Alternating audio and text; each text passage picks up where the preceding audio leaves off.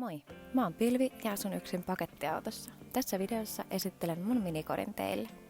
Rakensin tän mun isän kanssa 2 kuukaudessa tänä keväänä. Mun tarkoitus on lähteä syksyllä kiertämään Eurooppaa ainakin muutamaksi vuodeksi tällä pakulla.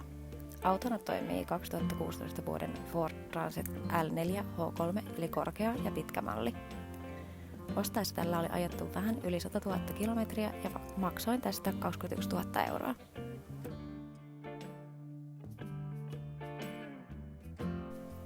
Autosta löytyy toimivat sähköt, 2-liekkinen liesi, jääkaappi, vessa ja juokseva vesi. Peti on 180 senttiä pitkä ja 140 senttiä leveä. Mä oon itse 163 senttiä, joten nukusin aika mukavasti. Sänky muuttuu myös sohvaksi, näytän sen myöhemmin vielä videolla. Katolta löytyy LED-valot ja Max Van Deluxe tuuletin. Alakaappeja mulla on 8 ja yläkaappeja 7.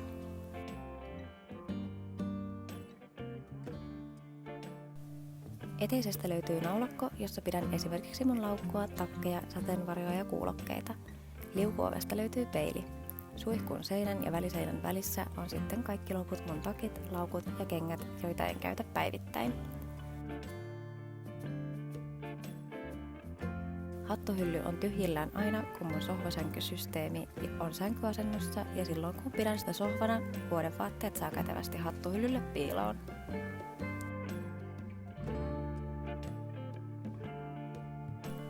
Pistokkeet ja valokatkaisijat multa löytyy ulko-oven vierestä ja sängyn vierestä.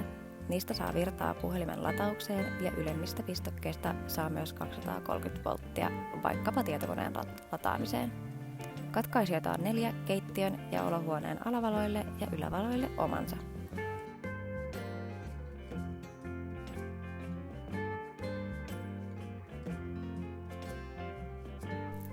Sitten multa toki löytyy vessa ja ylimääräisenä mukavuutena myös suihku hätävaraksi.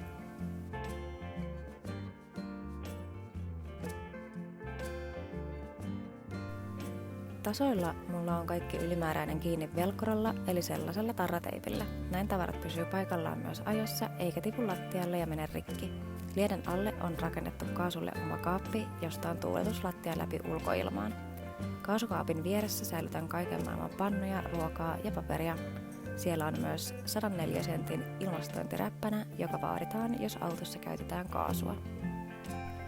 Jääkaapissa mulla on näköjään tarrojakin vielä paikallaan, mutta sinne mahtuu kätevästi kaikki mun ruokatarvikkeet ja 82 litran jääkaappi on oikein sopivan kokoinen yhdelle. Sieltä löytyy myös pakastelokero. Täältä alakaapista löytyy mun ompelukone, ompelutarvikkeita, kynttilöitä ja kaikkea sellaista sälää. Seuraavassa laatikossa on kaikki mun kosmetiikkajutut ja ylimmästä on hiusjuttuja ja muuta päivittäistä krääsää.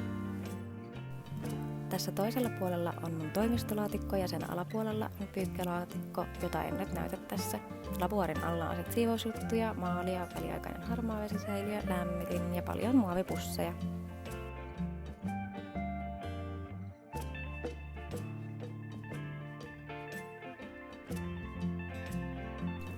Täältä vasemmalta yläkaapeesta löytyy sitten vitamiineja, kirjoja, mun kaikki housut ja shortsit ja petivaatteet.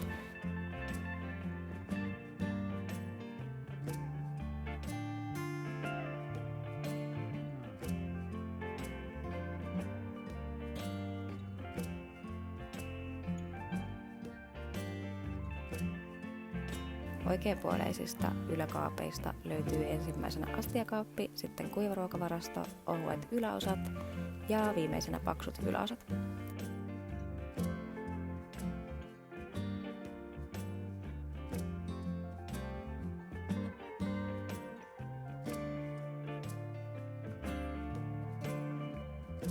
Oikeanpuoleisen sohvan alta löytyy 70 litran vesitankki ja vesipumppu ja vasemmalta puolta löytyy sitten mun työkalut ja sähköjärjestelmä, esimerkiksi mun LiFePO 4 akku, jossa on 200 ampituntia virtaa.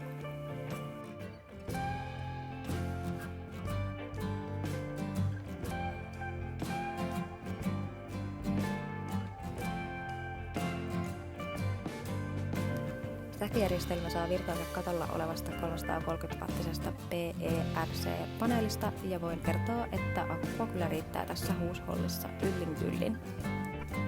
Sitten voidaankin muuntaa makuuhuoneesta olohuone.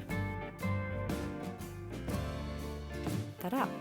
Tähän mahtuu aika helposti 6 ihmistä viettään aikaa tarvittaessa, mutta ne vielä tätä on vasta kokeiltu. Pöydän jalkana mulla on legendaarinen Lagunin jalka, joka pyörii 2 nivelestä 360 astetta. Yritän tässä demonstroida tätä tilaihmettä, toivottavasti tästä saa jonkun idean tämän toimivuudesta. Näin pienessä tilassa on kätevä, kun pöydän saa helposti pois tieltä.